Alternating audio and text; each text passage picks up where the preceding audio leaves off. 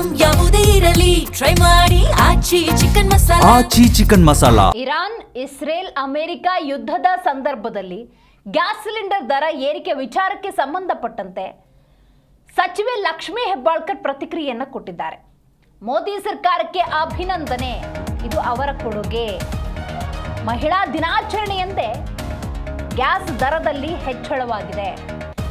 ದರ ಏರಿಕೆಯಾದರೂ ಸ್ಮೃತಿ ಇರಾನಿ ಎಲ್ಲೂ ಕೂಡ ಕಾಣಿಸ್ತಿಲ್ಲ ಅಂತ ಲಕ್ಷ್ಮೀ ಹೆಬ್ಬಾಳ್ಕರ್ ಹೇಳಿದ್ದಾರೆ.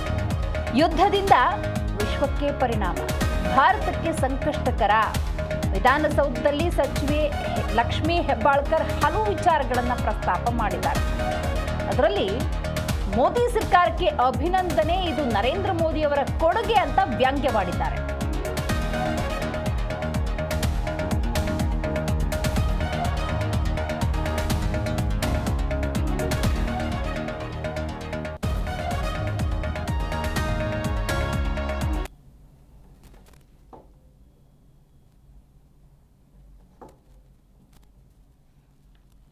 ನೋಡಿ, ಜಾಗತಿಕ ಮಟ್ಟದಲ್ಲಿ ಆಗ್ತಿರುವಂತಹ ಬೆಳವಣಿಗೆಗಳನ್ನು ಪ್ರತಿಯೊಬ್ಬರು ಕೂಡ ಗಮನಿಸಬಹುದು. ಇರಾನ್ ಇಸ್ರೇಲ್ ಅಮೆರಿಕ ಯುದ್ಧದ ಸಂದರ್ಭದಲ್ಲಿ ಬಹಳಷ್ಟು ಸಮಸ್ಯೆಗಳು ಎದುರಾಗ್ತಾ ಇದೆ.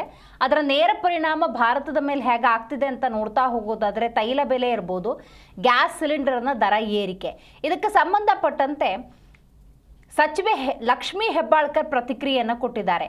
ಏನು ಹೇಳಿದ್ದಾರೆ ನೋಡ್ತಾ ಹೋಗೋದಾದರೆ, ಇದೆಲ್ಲವೂ ಕೂಡ ನರೇಂದ್ರ ಮೋದಿ ಸರ್ಕಾರದ ಕೊಡುಗೆ, ನರೇಂದ್ರ ಮೋದಿ ಅವರಿಗೆ ಅಂದರೆ ದೇಶದ ಪ್ರಧಾನಿಯವರಿಗೆ ಅಭಿನಂದನೆ ಅಂತ ಹೇಳಿದ್ದಾರೆ. ಮಹಿಳಾ ದಿನಾಚರಣೆಯ ಸಂದರ್ಭದಲ್ಲೇ ಗ್ಯಾಸ್ ದರ ಹೆಚ್ಚಳವಾಗಿದೆ ಅಂತ ಹೇಳಿ ವ್ಯಂಗ್ಯವಾಡಿದ್ದಾರೆ.